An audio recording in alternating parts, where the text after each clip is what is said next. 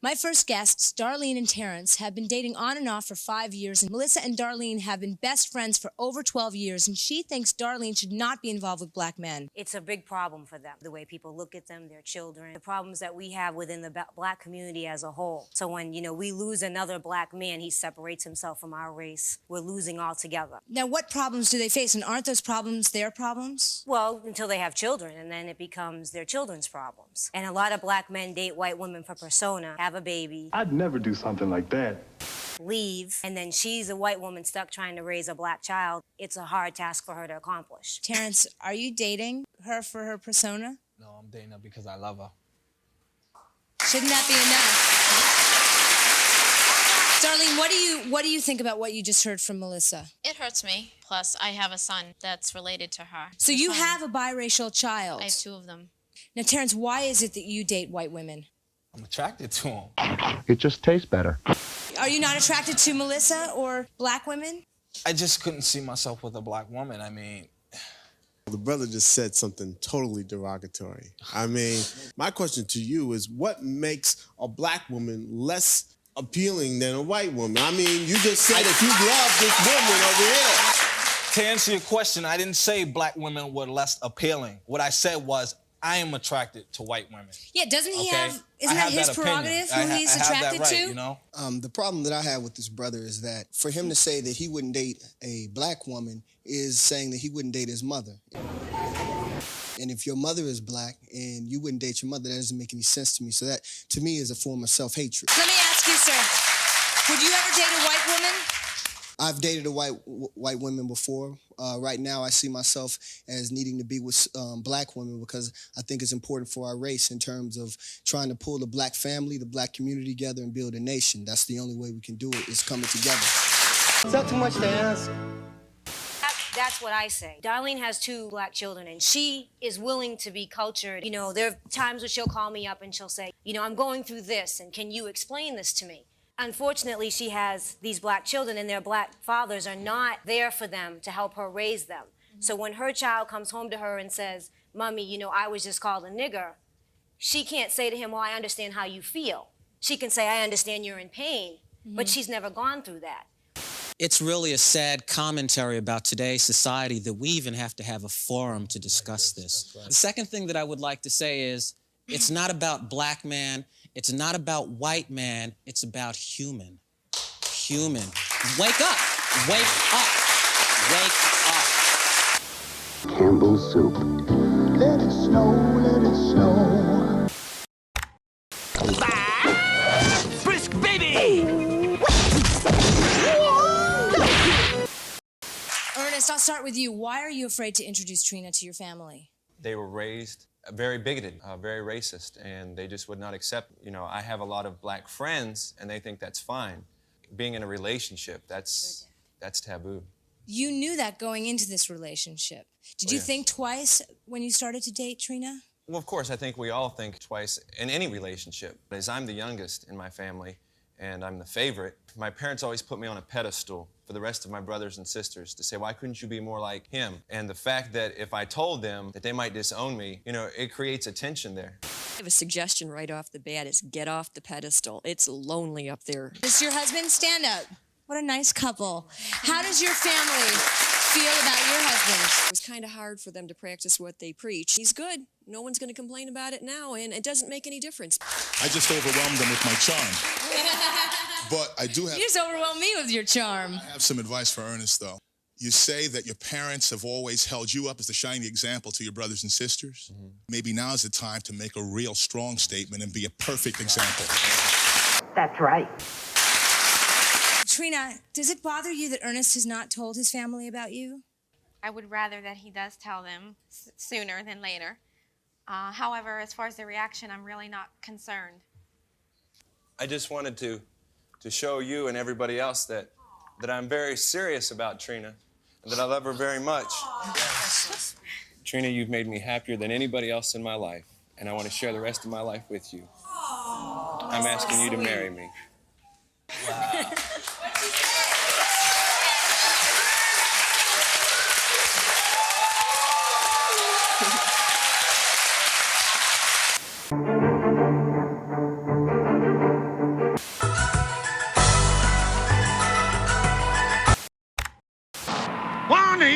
Anne's father loved Mark until Mark started to date his daughter. Anne's father now refuses to speak to her and did not attend his only daughter's wedding. Are you kidding? Needless to say, he would not appear on this program with her. Also joining us are John and Vanessa. John's mother objects to their relationship. After speaking to our producer for over an hour on the phone, she ultimately declined our invitation to defend her views. John, did it surprise you that your mom decided not to come today? Absolutely. What is her problem with your relationship? She feels Vanessa's trying to better herself by being with me. Earlier this year in January, for the first time I met her, and from the moment I walked in the door, she had a total attitude against me. My mother is white, she's English. My father is Colombian, he just happens to be, black skinned. Vanessa makes you happy and you love her. She Vanessa, makes me very happy. And you feel the same way about him? Yes, of course. Does it matter really what your mother thinks? Oh, not to me, No. it doesn't. You're gonna... The main problem I have is everyone here is looking at it like it's a question of love. No one talks about the survival of the black race. In the 1990s, the black male is an endangered species. 1 out of every 3 black men are either in jail, on drugs, or gay. I have a half-brother and half-sister who are half Korean. They are of no use to my race, so I do not pay them any attention. That's your problem as far as I'm concerned. Okay, wait. There's no race that's 100% pure anything.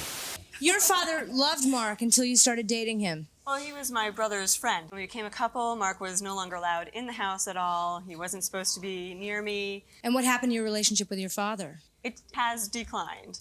He had made the conscious choice that he wants to live 30, 40, 50 years ago with those same attitudes, and that's fine for him. Don't go away.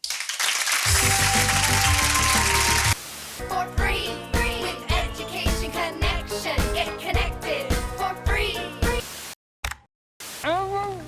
I'm sorry, maybe next time.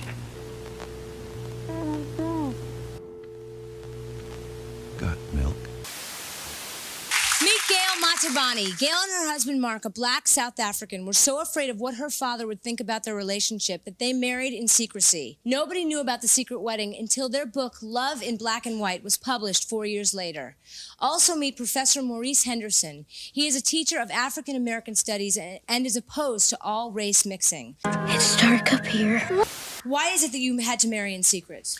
Well, I think a lot of people underestimate how difficult it is to marry interracially. It takes a lot of courage and it takes very strong individuals. And at the time, sort of afraid of my father, and his opinion meant a lot to me because we were very close and he hadn't approved of any of my white boyfriends, so I knew that he'd have problems with Mark.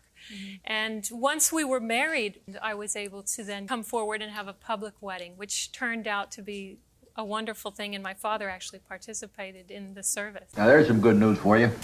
That's fantastic. So you now have a good relationship with your dad once Yes, again? he came around. That's great. And what do you think about what you've been hearing so far on this show today? Well, I think it's wonderful that Ernest proposed to Trina. Same-race couples fall in love for the same reason that interracial couples do. It's a very individual thing. No.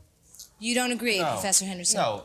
First of all, we have to look at it from a subconscious psychological dilemma. When I look at all this wonderful array of color and race mixing, since when does one who has been oppressed decide to make love and be in love with the oppressor? The Indians aren't trying to go out and marry the whites. Hold on. The Jews aren't rushing to marry the Germans. The Japanese surely aren't trying to rush to marry the whites. So why are the blacks all of a sudden in love with white people? Not just white. Really white. I am Jew and German. My father was a Jew. And you have your own problems. And my mother was a German. I have my own problems. You have your own problems. If you don't like the problems you have, you deal with them according to what you think is right. This is not a problem to me. The reason why it's not a problem because white men have always been after black women. Ever since slavery, you've always wanted our women. Always. That's just the nature of the beast. Why can't you put away the past? No, put away the past. Excuse me, Professor, excuse me. Come on. We're all discussing here. You don't have to overlap. You'll all get a chance to speak. My mother is white. I was brought up with my mother. My father is Hispanic, but he happens to be of black skin. So fine, whatever I am. What would you're saying all these people are mixing and that's wrong. Who am I supposed to mix with then? My question Who are That's you? why. Who are you? Are you black? Are you white? Are you Hispanic? Why does she have to make a decision? Wait a minute. Like, what is that When we supposed deal with melanin, we understand that black and white makes the dominant. The dominant is black. Absolutely. Okay? The majority of people who decide to mix races, that's not integration, that's assimilation. Because you ask them how much do they know about black history or white history, they will know more about white history than they know about black history. Tell me something about black history. What do you know? Who are you? Hey, look, can They you don't teach quiet you black let history in somebody else school. talk for a minute? Shut up. You tell that white man to shut up, okay? You won't tell me to shut up. What's with this guy? You cannot discuss anything intellectually. Insecure. You feel like you must yell and raise No, your voice I to speak loud. intimidate. Listen. Why do you feel like you have to intimidate? I'm not afraid of you. Listen, I I'm speak not loud afraid because of I'm a you. strong black man, and I'm not strong afraid as of you white are. people. That's what it is. See, white people are not used to seeing strong black men stand up to them and tell them like it is, but you got one here. It is a challenge to overcome the obstacles to make any relationship work. And our guests today are faced with even greater obstacles than the average couple. I hope that you can find the extra love and respect in each other that you don't always get from families and friends. Let's thank everyone for sharing their stories, and let's thank them for sharing their views. Thank you, everyone, for being here.